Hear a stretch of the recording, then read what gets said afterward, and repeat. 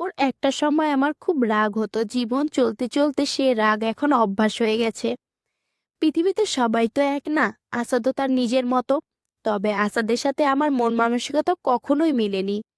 অভিভাবকরা মিলিয়ে দেওয়ার চেষ্টা করেছিল মাত্র। শুনেছি একসাথে থাকতে থাকতে দুটো মানুষের মধ্যে বন্ধুত্ব তৈরি হয়ে যায়, দুটো মানুষের মধ্যে দূরত্ব থাকলে সেটা কমে যায়। কিন্তু আর কিছু বছর পর আমাদের দুযুগ হয়ে যাবে। আমার আর আসাদের দাম্পত্য। আজও আমাদের মধ্যে গোপন মানসিক দূরত্ব রয়েই গেছে। আমি যেমন আসাদকে চিনতে পারিনি, তেমনি আসাদ আমাকে চিনতে পেরেছে কিনা জানার চেষ্টাও করিনি। আমারও প্রায় মনে হয় আসাদও কি আমার মতো মনে মনে অন্য কাউকে ভালোবাসে। যদি ভালোবেসেই থাকে তাহলে আমার সাথেই কেন ঘর সংসার করছে? কি জানি, হয়তো তার সাথে ঘর সংসার করা সম্ভব হয়নি। আমার মনে এমন ভাবনা উকি দেওয়ার পেছনে অবশ্য কয়েকটা কারণও আছে। একদিন বিকেল বেলা আমি বারান্দায় বসেছিলাম আর অবাক বিস্ময়ে নদীর তীর ঘেঁষে দাঁড়িয়ে থাকা আমাদের বিল্ডিংটাও দেখছিলাম। কি অদ্ভুতভাবে পাড় ভাঙতে ভাঙতে পদ্মা পুরো গ্রামটাকে গ্রাস করে নিল। কিন্তু আমাদের বিল্ডিংটা কিভাবে মাটি আঁকড়ে ঝুলে আছে?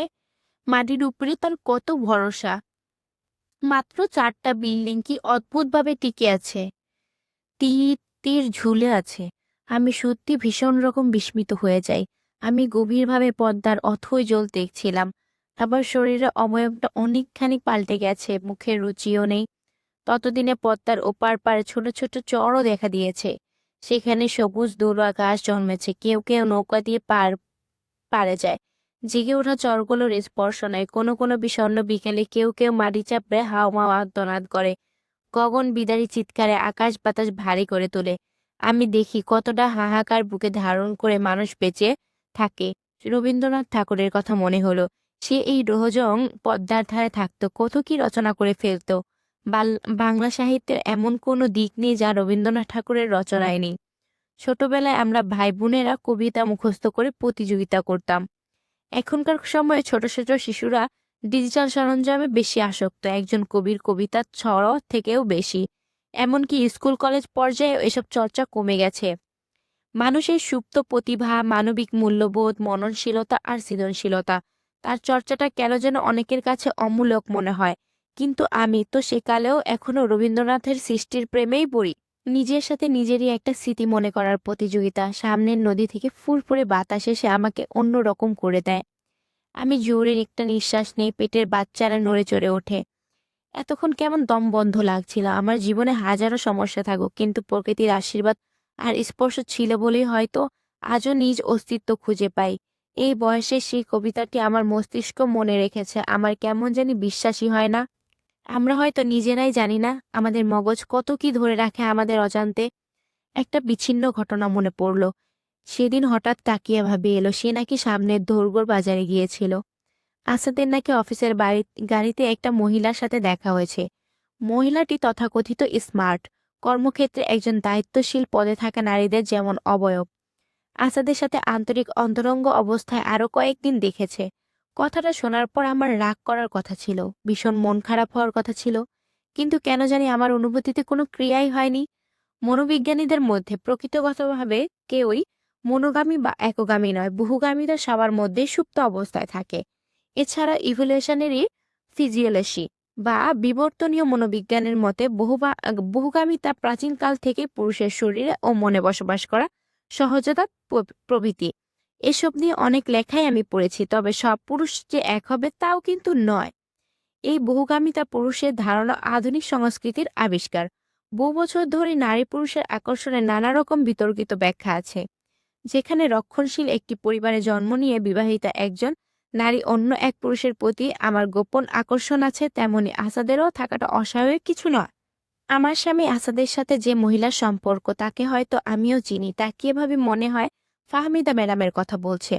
আসাদ আর ফাহমিদা ম্যাডাম একসাথেই চাকরিতে যোগ দিয়েছিল। ফাহমিদার বিয়ে হয়েছিল 3 মাস পর। অজানা কারণে সম্পর্কটা টিকেনি। আসাদ কখনোই অফিসের কোনো কিছুই আমাকে তেমন করে বলে না। ওর ধারণা আমি চাকরিহীন, ক্ষমতাহীন এক সাধারণ নারী। এ সকল অফিস প্রশাসন কি বুঝি? না, আমি হীনমন্যতায় ভুগছি না। আমি জীবনসঙ্গীর মানসিকতা তো আমার বোঝার কথা। যতই বোঝার শক্তি থাকুক, আমি যতই ব্যক্তিত্ববান হই না কেন, আসাদের কাছে তো কোনোভাবেই মূল্যবান নয়। কিছু মানুষ থাকে সে চায় কিছু মানুষ তাকে মুনিব মানুক, তাকে সবসময় ভয় পেয়ে সংকুচিত হয়ে থাকুক। মানুষের মধ্যে রাজত্ব করা, শাসন করা, অন্যকে নিয়ন্ত্রণ করার স্পর্শা প্রাচীনকাল থেকেই। তাই বলে সব পুরুষ তো আর এক নয়। টাকিয়া ভাবি আর তার স্বামীর কত সুন্দর সুখী দাম্পত্য। তাদের আশেপাশে অনেক কাঁটা আছে ফুলের মতো সংসারে আগুন লাগাতে, কিন্তু তারা দুজন দুজনকে কত ভালোবাসে। তাদের দেখেও সুখ, তাদের গল্প শুনেও সুখ। আসলে ফাহামিদার কথা আমি জেনেছি অফিসের এক পিয়ন টাইপের মহিলার কাছ থেকে। কোনো এক কাজে আমার বাসায় এসেছিল, অফিস নিয়ে টুকটাক কথা বলার জন্য। ফাহামিদার গল্পটাও চলে আসে। তারপরও আরো ডিটেলসে জেনেছি আমার ছোট ননদের কাছে। ফাহামিদা একটি ছেলে নিয়ে বেশ কয়েক বছর ধরে একা। তিনি উচ্চ শিক্ষিত, পেশায় একজন ইঞ্জিনিয়ার, সমাজে ভালো অবস্থান আছে। তার মতো নারীর জন্য উপযুক্ত পাত্র পাওয়াও কঠিন। আর মহিলা নিজেও ভীষণ শৌখিন। সবার রুচিবোধ, শিক্ষাগত যোগ্যতা আর মানিয়ে নেওয়ার ক্ষমতা তো এক নয়। যে কোনো একটা পাত্রের সাথে তাকে মানাবে না। তিনি যে আহামরি খুব সুন্দর তাও কিন্তু নয়, তবে তার শিক্ষা, টাকা আর সামাজিক অবস্থান তাকে ভিন্ন গ্ল্যামার এনে দিয়েছে। এটাই স্বাভাবিক, লোকের তার প্রতি একটা আকর্ষণ থাকবেই। আমার ননদের ডিভোর্সি ভাসুরের সাথে তার বিয়ের কথাবার্তা চলছিল, কিন্তু ফাহমিদা ম্যাডামের চাহিদা আরো উপরে, তাই আর বিয়েটা হয়নি। তাকিয়া ভাবির বর্ণনা শুনে তাই মনে হলো ফাহমিদার সাথে আসাদের ভালো বন্ধুত্বের কিংবা তার চেয়েও বেশি কিছু থাকতে পারে। ফাহমিদাকে বিয়ে করার মতো মানসিকতা আসাদের নেই। আমি জানি আসাদের অন্তর বাহির আর ক্ষমতা। আর ফাহমিদার মতো মহিলা বেশিরভাগ সময় আসাদের ভালো সহকর্মী বা বন্ধুই হয়, জীবনসঙ্গী হওয়ার মতো নয়। তারা জানে এই লোক বাহিরে আঁচল ধরে ঘুরলেও ঘরে বউ রেখে অন্য রূপ দেখাবে। আসাদ নিজে খুবই স্বেচ্ছাচারী, ফাহমিদার মতো মহিলাদের প্রতি বেশি দুর্বল না হলে প্রেম বিয়ের মতো সম্পর্কে তিনি যাবেন না। তাছাড়া আসাদ খুব মিচকে চালাক, সে সামাজিক ইমেজটা সহজে নষ্ট হতে দিবে না। সে তার ক্যারিয়ার ও সামাজিক অবস্থানের ব্যাপারে খুবই সচেতন। তারপরও টাকিয়া ভাবির চোখে কেমন পড়লো জানি না, যেটা বললাম সময় যেতে থাকে। পেটের মধ্যে নুসুমা পৃথিবীতে আসার সময় হয়ে গেল। আমার ছোট বোনেরা আর মা বাবা সবাই চলে এলো। আমার জন্য সে সময়টা পরিবারকে কাছে পাওয়া খুব জরুরি ছিল। হঠাৎ করে শুনলাম অভিনন্দনও ঢাকায়। আমারও বেশ অনেক দিন দেখা হয়নি। কেন জানি আমারও ছাদে ও বাহিরে যাওয়া হতো না। আসাদ তো এমনিতেই নিজের মধ্যে ডুবে থাকে। আমাকে কোনো রকম ঢাকা মেডিকেলে ভর্তি করে আসাদ লোহজন চলে গেল। আমার বাবাকে দেখে যেন আরো হাঁপ ছেড়ে বাঁচল। সত্যি বলতে আমি কখনোই আসাদের কাছ থেকে কোনো সহানুভূতি বা ভালোবাসা পাইনি।